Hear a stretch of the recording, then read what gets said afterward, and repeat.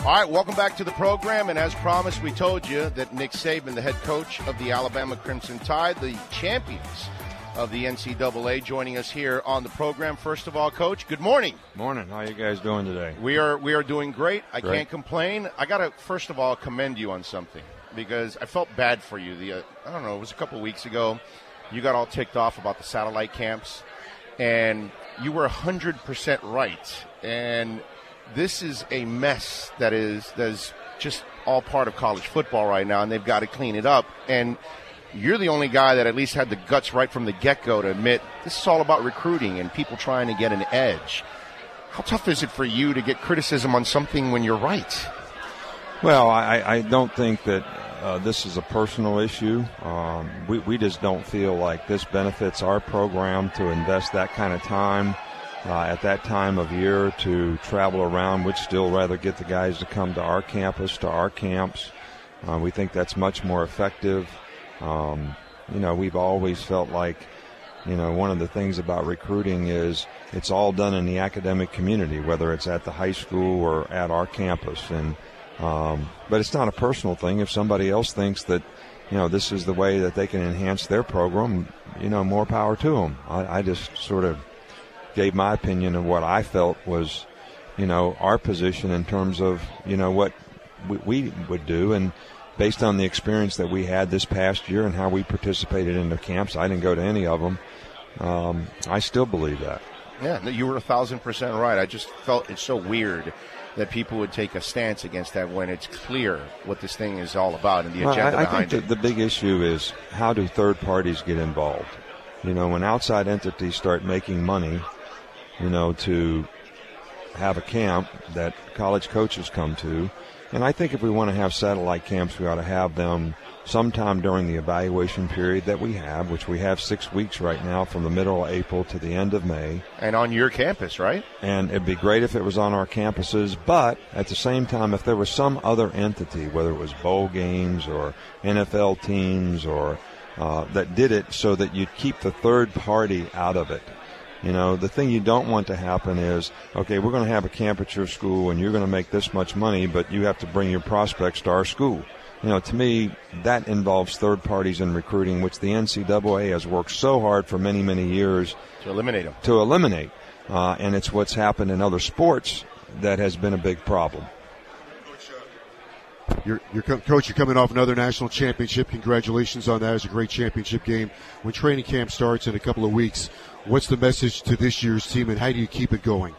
Well, I think the message is always about what happened last year really doesn't matter. So what's next is pretty much how you have to go. And the players have to buy into all the things that helped them be successful before. The team dynamics that we had, the togetherness, the leadership, everybody buying into the principles and values and the standard of what we have to do to have the best team that we possibly can. The positive energy that goes with it, the responsibility of people doing their job on a consistent basis, the work to execute. All these things are critical. And the biggest challenge for us is to provide the leadership to develop the relationships to help everybody take advantage of the opportunities and make sure that they have the work ethic and the discipline to do it. And, sometimes when you have success, people get a little complacent, so that's a little bit more difficult to accomplish. But the key to the drill is how does everybody buy in, to the new role that they have on the team? Just because a guy was a third down pass rusher last year, he may be a starter this year and may need to be a leader of the team. How does he embrace that role that affects other people and affects the team chemistry? You've had so much success. How do you eliminate that complacency? Because you're obviously really good at it. I think the number one thing is make people aware of it and make people aware of the fact that, what happens is people embrace the hard work. You have success, then all of a sudden they resent it. They buy into all the principles and values, then all of a sudden they start questioning them. And I think you make people aware, of those very things and sell the fact that, look, guys, we had success because we did these things. Are you willing to continue to do these things? Because the challenge is going to be greater because we're just going to be everybody's target, all right, because of the success that we've had in the past.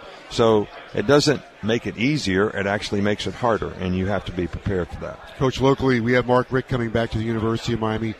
Did you enjoy competing against him, and what do you think the Hurricanes are getting in Coach Richt? Well, to me, I have a tremendous amount of respect for Mark Richt. I mean, anybody that wins more than 10 games average over a 15-year period at any school in the country has done a fantastic job. And, you know, he's a great person.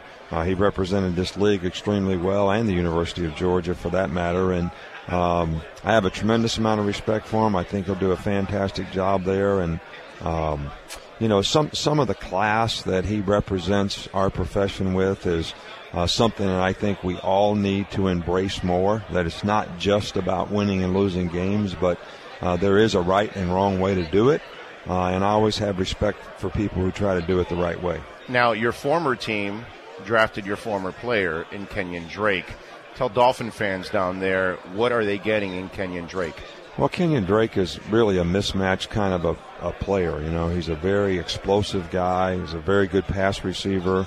He can run the ball. He's a good perimeter runner, great receiver, in or out of the backfield. So I think you're getting an exciting, explosive guy who can make plays and be a great third down player for you. We have a very fertile recruiting area, Dade and Broward County. You've got a couple of guys on your team from Broward County, but is there something that makes high school football in Dade and Broward County any different than someplace else in the country? We take a lot of pride in it. Well, and I think you're exactly right to do that, because you have a lot of good programs, you've got a lot of good coaches who invest a lot of time, and when you do it in urban areas where, you know, you have a different sort of challenges to get kids to come to practice and buy in, and you know, sports and football, a lot of opportunities for guys to develop work ethic, discipline, perseverance, passion, pride in performance, ability to overcome adversity. There's a lot of lessons to be learned. So, you know, my hat's really off to the coaches in that work so hard to get those guys involved in the program, because they certainly have a lot of talent there.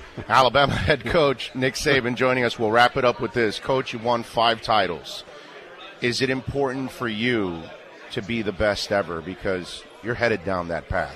Not really. I don't think of it that way at all. You know, I want our team to be the best that they can be. I feel like we do a good job as coaches. I do a good job as a leader.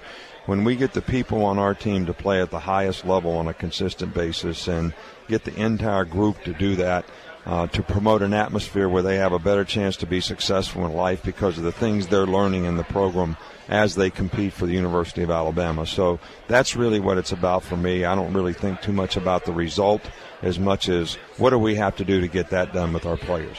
Coach, thank you very much for the time. Truly appreciate it. Thank you. Best of luck. There you go, head coach Nick Saban from Alabama. All right, there you go. That was head coach Nick Saban. And, again, I could not ask the Cam and Hootie Jones question, the 2 players that were arrested. They told us before this not to ask, because he's going to make his statement